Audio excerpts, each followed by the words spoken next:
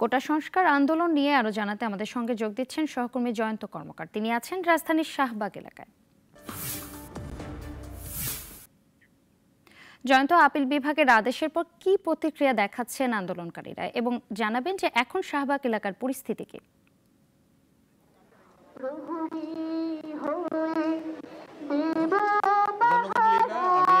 শাহবাগে অবস্থান করছে এবং আপনি দেখতেই পাচ্ছেন নিশ্চয়ই যে শাহবাগ কিন্তু একেবারে অবরুদ্ধ হয়ে পড়েছে। সড়কে অবরোধ করে শিক্ষার্থীরা তাদের আন্দোলন চালিয়ে যাচ্ছে এবং আপনি যেটি বললেন যে হাইকোর্টের রায়টি আসলে তাদের ক্ষেত্রে খুব একটা প্রভাব ফেলেনি, কারণ তারা আগে থেকেই গতকালকেই জানিয়েছিল যে হাইকোর্টের যে রায় সেটি হচ্ছে 2018 সালের যে পরিপত্র সেটিকে বহাল করে আদেশ দেওয়া হয়েছে, যেখানে কয়েকটি গ্রেডে আসলে কোটা নিয়ে কিছু কথা বলা আছে। কিন্তু এখন শিক্ষার্থীরা যে আন্দোলনটি করছে সেটি হচ্ছে কোটা নিয়ে বারবার বিভিন্ন সময় যে আন্দোলনগুলো চলছে সেই আন্দোলনগুলো তারা করতে চায় না, তারা এটার স্থায়ী সমাধান চায়, সেটি হাইকোর্টের মাধ্যমে নয়, অর্থাৎ কোর্টের কোনো সিদ্ধান্তে স্থায়ী সমাধান তারা চায় না। তারা চায় যে নির্বাহী বিভাগ থেকে কোনো ধরনের ব্যবস্থা নেওয়া হোক, যাতে করে সংসদে একটা বিল পাস করে যাতে এটা একটা স্থায়ী সুরা করা হয়। এবং সেক্ষেত্রে এখন হচ্ছে যেটি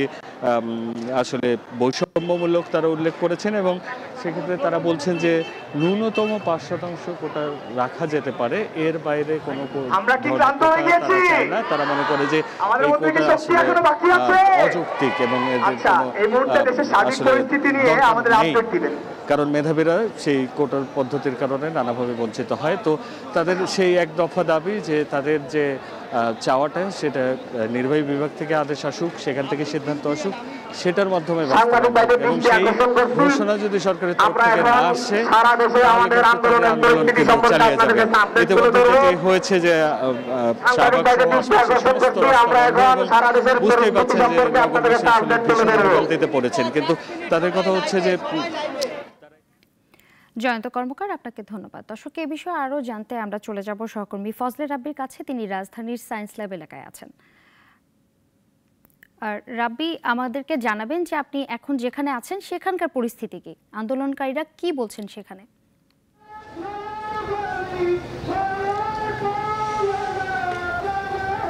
জি ধন্যবাদ। আপনি জানেন যে গেল কয়েকদিন যাবৎ কিন্তু কোঠা আন্দোলনের দাবিতে যে শিক্ষার্থীরা রাজপথে নেমেছে, সেই দাবিতে কিন্তু আসলে সারা ঢাকা শহর বলা চলে একরকম অচল অবস্থা হয়ে আছে।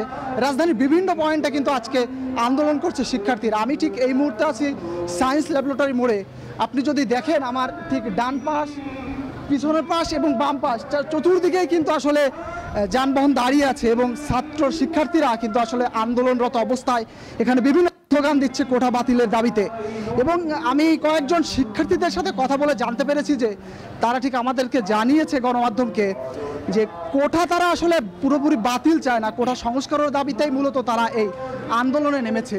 এবং তাদের দাবি মূলত একটাই যে আমরা হচ্ছে যে যৌক্তিক কোটাগুলো আছে, অর্থাৎ ক্ষুদ্র নৃগোষ্ঠী বা পিছিয়ে পড়া জনগণের জন্য যে কোঠার যে আন্দোলন, তাদের দাবি যে এই ক্ষুদ্র নৃগোষ্ঠী বা পিছিয়ে পড়া যে জনগণ আছে তাদের জন্য কোঠাটা আসলে রাখা হোক। এছাড়া মুক্তিযোদ্ধা অর্থাৎ মুক্তিযোদ্ধাদের জন্য যে 30% কোঠা আছে চলমান, তো সেই কোঠাটা আসলে তারা দাবি বাতিল চায়। এটাই মূলত আমি যত শিক্ষার্থীদের সাথে কথা বলছি মূলত তাদের থেকে এটাই জানতে পেরেছি। এবং এই কোঠা দাবির ফলে কিন্তু এই আন্দোলনের ফলে কিন্তু আসলে আশপাশে তীব্র সড়কের যানজট সৃষ্টি হয়েছে। অনেকে কিন্তু আসলে পায়ে হেঁটে নিরুপায় এই প্রচণ্ড তাপদহের মধ্যে কিন্তু আসলে তারা নিরুপায় হয়ে পথে হেঁটেই কিন্তু আসলে তাদের গন্তব্যে যাচ্ছে। তো এই ছিল একটা বিষয়। আর একটা বিষয় যে তারা আসলে তাদের দাবি দেওয়া না মেনে নেওয়া পর্যন্ত কিন্তু রাজপথ ছাড়বে না, পড়ার টেবিলে তারা ফেরত যাবে না। তারা কিন্তু আসলে আমাদের গণমাধ্যম কর্মীদেরকে কিন্তু আসলে এমনটাই জানিয়েছে। তো এই ফজলে রাব্বি, আপনাকে ধন্যবাদ।